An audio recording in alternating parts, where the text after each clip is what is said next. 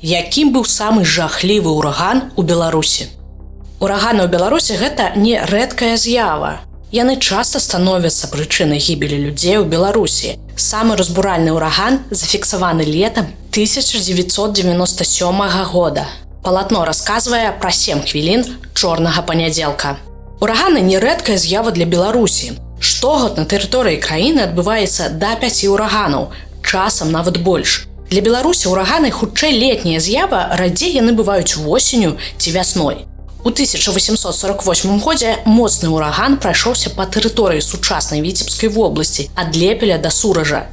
У 1927 годзе ў Асіповіцкім раёне смерч знёс каля 100 двароў, перавярнуў таварны цягнік.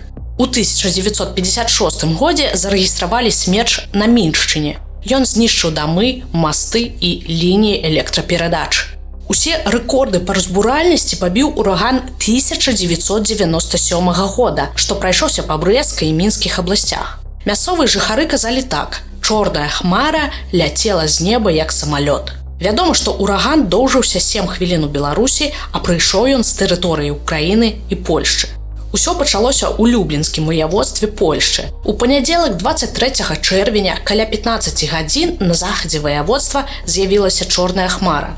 Відавочцы расказвалі, што пачаўся дождж, быў чутны шум і трэск дрэваў. Урагану на Любліншчыне спатрэбілася 15 хвілін, каб разбурыць 2 паветы, каля 2000 дамоў знішчыць і амаль 4000 часткова пашкодзіць.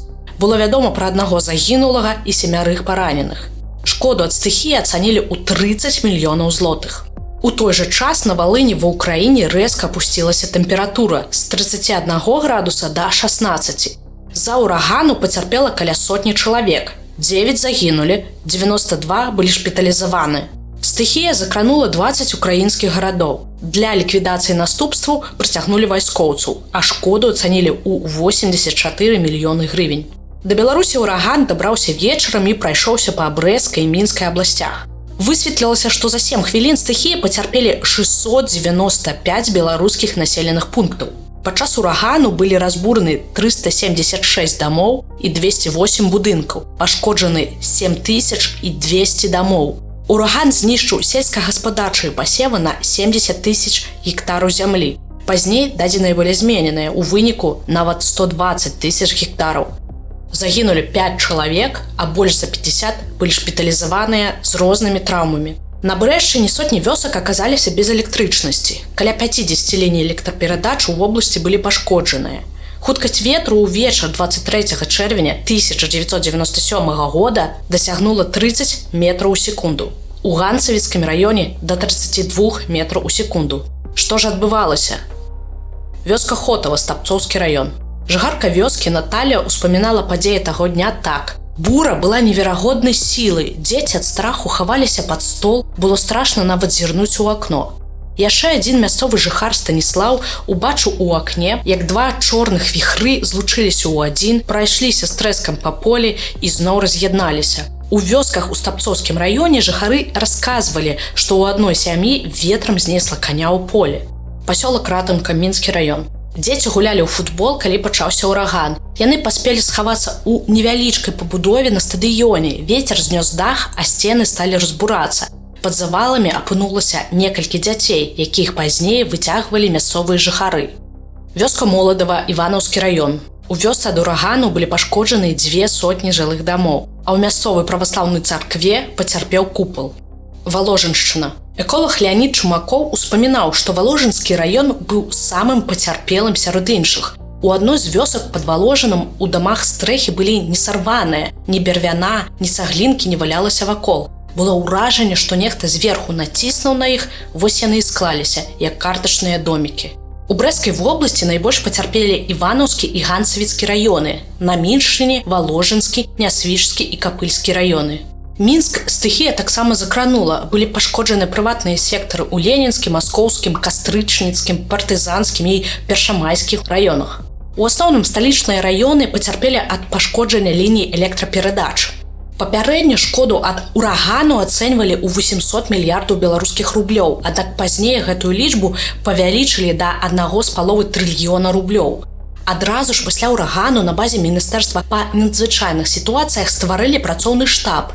куды ўвайшлі прадстаўнікі дзясяткаў арганізацый, а пазней яны ўзначалілі фонд дапамогі пацярпелым рэгіёнам. Ліквідаваць наступствы пачалі ў першы дзень. Гэтым займаліся выратавальнікі разам з вайскоўцамі, а ў выхадныя 27 і 28 чэрвеня 1997 года арганізавалі суботнікі, каб долучалася як мага больш людзей. Праз некалькі дзён 25 чэрвеня ў Беларусь прыляцеў міністр па надзвычайных сітуацыях Расіі Сергей Шайгу. Ён паабяцаў, што расійскі бок дапаможа з будаўнічымі матэрыяламі. На наступны дзень, 26 чэрвеня, беларускае міністэрства замежных спраў заявіла, што Беларусь не будзе звяртацца па міжнародную дапамогу, але прыме яе, калі іншыя краіны захочуць дапамагчы самі. Цікава, што першымі прапанавалі дапамогу прадстаўнікі непрызнанай Прыднястроўскай Малдаўскай рэспублікі. Дапамагчы вырашылі таксама Італія, Кітай і Кыргызстан. Падчас урагану Александр Лукашенко, тады яшчэ прэзідэнт Беларусі, знаходзіўся ў Расіі. Ён адпачываў у Сочы, але з-за стыхіі не стаў адмяняць візіт і застаўся там яшчэ на некалькі дзён. Вядома, што пасля ўрагану Лукашенко накіраваў сваякам загінулых тэлеграмы. Пасля вяртання ў Беларусь Лукашенко накіраваўся ў Івацэвіцкі раён, у гарадскі пасёлак Целеханы. У Целеханы ён прыляцеў на верталёце і адразу паставіў задачу службам аднавіць дамы да 3 ліпеня. У той жа дзень уся краіна павінна была адзначаць Дзень Рэспублікі, а яшчэ праз некалькі дзён 930-годдзя Мінска. Супраць святочных мерапрыемстваў выступалі прадстаўнікі апазіцыйных Лукашэнку партый. Маштабнае свята назвалі пірам падчас чумы, а незалежныя медыа адклікнуліся на гэта так: у вёсках гора, у Мінску свята. Але стыхія не перашкодзіла адзначыць два святы і выдаткаваць на іх больш за 50 мільярдаў рублёў. Дзякуй, што былі з намі, гэта палатно. Падпісвайцеся на нас і стаўце лайкі.